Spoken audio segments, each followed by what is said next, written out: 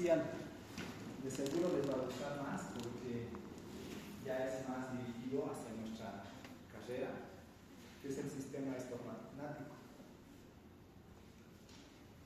¿Qué es el sistema estomagmático? Es un conjunto de órganos y tejidos relacionados entre sí que nos permiten realizar funciones fisiológicas. Entre las más comunes son obviamente la de masticar, la de deglutir, la de hablar, la de succionar, la de sonreír. Viene del griego estómago, la boca, innatos, maxilares. Los elementos que conforman este sistema estomagmático son los siguientes: estructuras óseas, tejidos de soporte, piezas dentarias, ATM, músculos masticadores, labios, carriles, piso de la boca, lengua, glándulas salivales, vasos y nervios. Vamos a ir tocando paulatinamente hasta el punto 5, que son los músculos masticadores, incluyendo los movimientos mandibulares, que también son bien importantes para lo que ustedes van a llevar al año en preclínicas. Entonces vamos a decir que las estructuras óseas se dividen en dos, que son una base fija y una base movible. Todo esto desde el punto de vista óseo.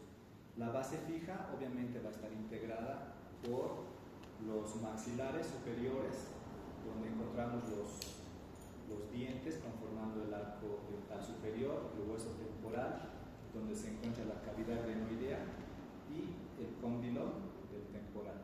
Obviamente eso todos ustedes lo han llevado en primero. Es un breve repaso con la visión fisiológica. La base móvil está conformado por el hueso mandibular o maxilar inferior, donde se encuentran los arcos dentarios inferiores, los dientes y ambos cóndilos mandibulares. Los tejidos de soporte, donde vamos a encontrar dos divisiones que son: la primera, el periodonto de protección o alveolar, que está conformado por la membrana de Nasmyth. De seguro la membrana de Nasmyth la han llevado en histología, que es una pequeña membrana que se queda muy poco tiempo en la boca, algunos dicen un par de días o unas semanas. Y el periodonto de inserción, que es muy importante, o también llamado intraalveolar, que la conforma el ligamento periodontal, el cemento y el hueso alveolar. Las piezas dentarias, donde vamos a tocar el esmalte, dentina, cemento, la función de los dientes. Vamos a tocar lo que son la atrición, la erosión, la abrasión, la erosión por estrés, y los arcos dentales, donde vamos a tocar todo lo que es oclusión céntrica, relación céntrica, curva de Stee, curva de Wilson. ¿Eso han tocado en alguna materia? ¿Sí? ¿En qué materia? Ya. Entonces va a ser un breve repaso con la visión ya fisiológica. Y la ATM, que es muy importante, y poco a poco se está observando que los pacientes tienen muchas alteraciones a nivel de esta articulación. Vamos a ver todo lo que es la superficie articular, vamos a tocar el cóndilo del temporal, la cavidad glenoidea, el sistema de ligamentos, donde vamos a ver la cápsula, la membrana sinovial y el disco articular. Obviamente vasos y nervios. Los músculos masticadores, que ustedes ya saben: el temporal, el helicoideo interno, el helicoideo externo y el maxilar. Entonces vamos a ir desglosando cada uno de estos puntos.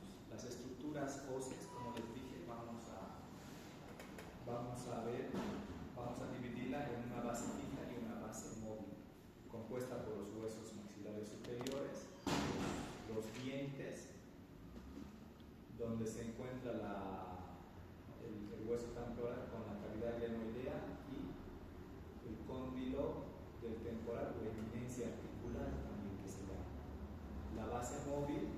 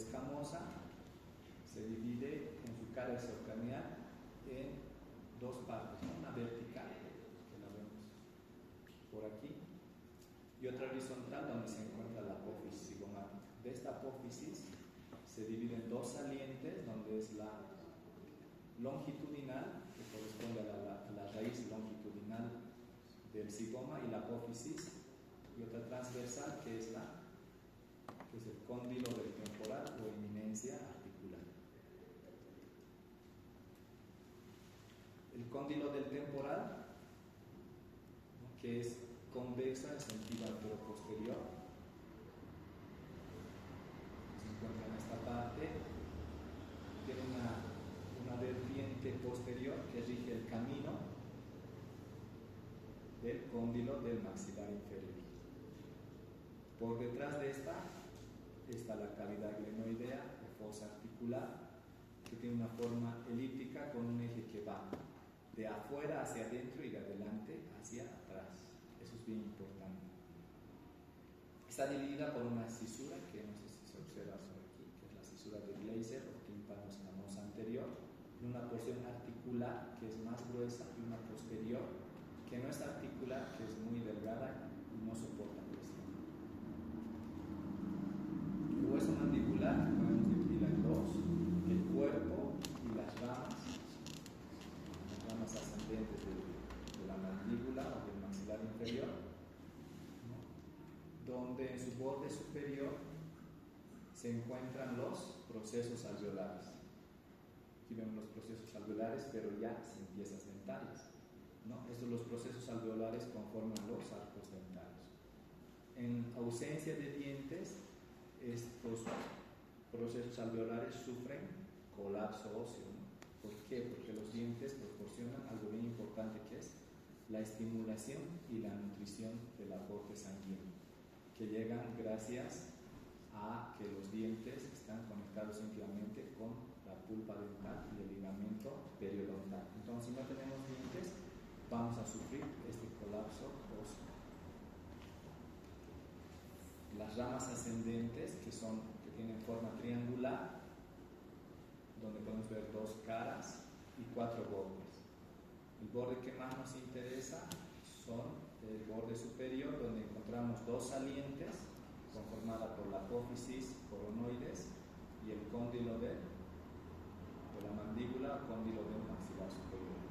Este cóndilo tiene forma oblonga con un eje que va de fuera hacia adentro y de adelante hacia atrás. Esta parte superior presenta una cara convexa, que es esta, y una cara posterior que es plana. Tiene dos polos, que es el interno y el externo. El más prominente es el polo externo, y aproximadamente este cóndilo en promedio mide de 20 a 22 milímetros de longitud, del polo interno al polo externo, y 8 milímetros de ancho, pero ese es un promedio. Vamos a desglosar ahora todo lo que son los tejidos de soporte, que son todos los tejidos adyacentes. Las piezas dentarias también se llaman periodonto o periodoncio, y se puede clasificar en periodonto de protección o extraalveolar y el periodonto de inserción o intraalveolar. El periodonto de protección o extraalveolar está conformado por la encía y también dijimos por la cutícula de Nasmyth o la ventana de Nasmyth, o la cutícula dentis también se llama, pero lo vamos a obviar porque, como les dije, dura muy pocos días o semanas en la boca. Con la masticación esta cutícula desaparece. Está conformada por la encía, que pertenece a la mucosa masticatoria. Su principal función es la protectora. Separa el medio externo del medio interno, donde está el ligamento periodontal y el hueso alveolar. Se divide en dos: en encía libre, que la podemos observar, que tiene más o menos 1 milímetro de ancho, en una encía sana o fisiológicamente estable, y la encía insertada, que está entre la mucosa y la encía libre, que la podemos observar en esta parte, que mayormente tiene la estructura de puntillado de cáscara de naranja. La encía libre se divide en encía marginal. Esta encía que vemos aquí es la encía libre, que se divide en encía marginal, encía papilar o interdental, que obviamente se encuentra en el espacio interdental o entre dientes, y la encía adherida, que está por debajo antes de llegar a la mucosa alveolar. La encía marginal rodea la pieza dental como un coriarinide, como les decía, aproximadamente 1 milímetro de ancho, donde encontramos el surco gingival, que es muy importante, que separa la encía marginal de la encía insertada. Este surco tiene forma de V y sus límites son la pieza dental, la encía marginal y el epitelio de unión que se encuentra en esta parte. La profundidad aproximada del surco gingival es de 1 a 2 milímetros por vestibular y 3 milímetros por interproximal. Este surco gingival es muy importante porque contiene líquido crevicular que cumple la función de defensa contra las bacterias. La encía papilar o interdental, que ocupa las troneras. Las troneras son que abarca desde los puntos de contacto hasta la encía papilar. Hay dos tipos de papila o hay dos tipos de papila según donde se encuentren. Obviamente la vestibular y la lingual o la palatina, dependiendo si son superiores o inferiores. Su principal característica es que tiene forma triangular. Todo esto es un estado fisiológicamente sano. Tanto la papila, en este caso palatina, como la papila vestibular están unidas por la cor, que es una depresión entre las dos papilas que se encuentran en el espacio interproximal, que en este caso no se observa, ¿no? Pero es una depresión de la mucosa. La encía adherida, o también se llama insertada, que se extiende desde el surco gingival o encía marginal hasta el límite mucogingival. ¿Cómo podemos identificar? Mayormente tiene un puntillado como cáscara de naranja, aquí lo podemos observar. Tiene aproximadamente un ancho de 3,5 a 4,5 en el maxilar y de 3,3 a 3,9 en la mandíbula. Este ancho en la región posterior es de 1,9 en maxilar y de 1,8 en mandíbula. Estas medidas, como les dije anteriormente, pueden variar en piezas extruidas, con recesión o con enfermedad gingival, como vemos en esto, ¿no? Si vemos aquí, obviamente, la encía libre va a tener más ancho y la mucosa alveolar tal vez va a tener una dimensión más pequeña. Entonces tenemos aquí varios factores que van a eliminar todos estos parámetros que tenemos aproximados, porque tenemos malposición, apiñamiento, tenemos enfermedad gingival, tenemos atrición, tal vez el paciente bruxa. Entonces, en un estado normal, como vemos en el gráfico, se conservan estas distancias. Entrando ya a la histología de la encía, está constituida por dos partes, que es el epitelio escamoso estratificado, ¿no? En su mayor parte paraqueratinizado, y tiene un núcleo central de tejido conectivo, ¿no? Vamos a tocar el primer tema, que es el primer parámetro, que es el epitelio gingival, que constituye el revestimiento de la encía. Y podemos notar en ella tres áreas morfológicamente y funcionalmente hablando, que son el epitelio bucal, que se encuentra en esta parte, el externo, que clínicamente es visible, que está constituida por la encía libre o insertada y tiene una estructura de epitelio escamoso estratificado, mayormente paraqueratinizado.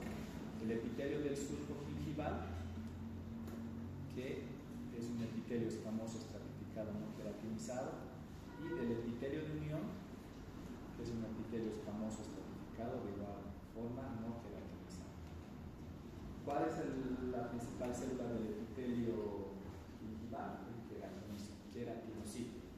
También podemos encontrar en este epitelio células de Langerhans, Merkel y melanocitos. El queratinocito, ¿no? La proliferación del queratinocito se lleva a cabo en la capa basal, o sea, en esta parte, ¿no? Que es un proceso de mitosis, sufre un proceso de mitosis proceso de queratinización va pasando en secuencia a fenómenos morfológicos y químicos que pasa cuando la célula migra del estrato basal al estrato córneo. Entonces, vamos a ver el fenómeno morfológico que podemos ver en este gráfico, el estrato basal, donde los queratinocitos tienen una forma cúbica o cilíndrica. El siguiente estrato, que es el estrato espinoso, donde vemos queratinocitos poliédricos. En el estrato granuloso ovalados. En el último estrato, que es el córneo, ya vemos queratinocitos aplanados. En el fenómeno químico podemos ver poco a poco, mientras van migrando de la capa basal a la capa córnea, van a ir perdiendo el retículo endoplasmático, el aparato de Golgi, mitocondrias y el núcleo. Cuando pierde sus funciones de queratinocito, podemos llamar que son núcleos pignóticos. Cuando el epitelio presenta un núcleo pignótico, es un epitelio queratinizado, paraqueratinizado. Cuando un epitelio no presenta núcleo, el epitelio será queratinizado. Y cuando un epitelio presenta núcleo funcional, será un epitelio no queratinizado. También encontramos células como los melanocitos, ¿no?, que son células dendríticas, como vemos en el gráfico, que tienen extensiones. Su principal función es de sintetizar la melanina. Aquí dicen malanina, ¿no?, pero es melanina. Las células de Langerhans son células dendríticas, pertenecen al sistema mononuclear fagocítico, se los considera macrófagos y poseen obviamente una función inmunitaria. Otras células que podemos encontrar son las células de Merkel, que se encuentran en las capas más profundas del epitelio y poseen terminaciones nerviosas, las cuales ayudan a percibir los estímulos táctiles. En el epitelio se une al tejido conectivo, que es ya la segunda parte del epitelio, por medio de una lámina basal que podemos ver en esta parte, que tiene dos divisiones, que es la lámina lúcida y la lámina densa. Los hemidesmosomas de las células epiteliales basales hacen contacto con la lámina lúcida en esta parte. Y la lámina basal se conecta con el tejido conectivo, que está por debajo mediante fibrillas de anclaje. No se olviden que el epitelio se une al tejido conectivo mediante la lámina basal, ¿no? Y la lámina basal se divide en lúcida y densa. En un principio dijimos que la principal función del epitelio es proteger las estructuras profundas y permitir el intercambio selectivo con el medio basal. Ahora pasamos al punto 2, que es el tejido conectivo, que también se llama lámina propia y consta de dos capas: el estrato papilar, que está subyacente al epitelio gingival, con proyecciones que se llaman prolongaciones papilares telomórficas, y la capa reticular contigua al periósteo, o sea que se une al periósteo. También es muy importante las fibras gingivales, que van a tener tres funciones importantes, que son: aseguran la encía marginal al diente, proveen rigidez necesaria para soportar la fuerza masticatoria y gestionan la unión de la encía marginal libre con el cemento y la encía insertada contigua. Sí, se lo hemos guardado. Las gingivales tienen estas tres funciones importantes. Se agrupan en tres grupos, que son las fibras gingivodentales, las circulares y las fibras transversales. En algunos textos nos mencionan más grupos, pero básicamente estas son las más importantes. Las gingivodentales se insertan en el cemento por debajo de la unión amelocementaria. Obviamente la unión amelocementaria se esmalte con el cemento y el epitelio de unión se proyecta fascia, vestibular, lingual o palatino, dependiendo de la posición del diente. Van hacia el cemento, hacia la cresta y superficie externa de la encía, llegando hasta la encía insertada. Las fibras circulares, que obviamente van a rodear a los dientes, que van de encía marginal a interdental formando un anillo. Y las fibras transeptales, que se localizan en los espacios interdentales, que se extienden del cemento de un diente al cemento del diente vecino. ¿Y cuál es la principal célula del tejido conectivo? Obviamente el fibroblasto, ¿no? Que están encargados de la síntesis y degradación del colágeno. Otros tipos que se encuentran en el tejido colágeno son los mastocitos, histiocitos, macrófagos, adipocitos y eosinófilos. Vamos a quedar en esta parte porque ya luego vamos a entrar a la periodonto de inserción única alveolar. Los voy a esperar el próximo lunes.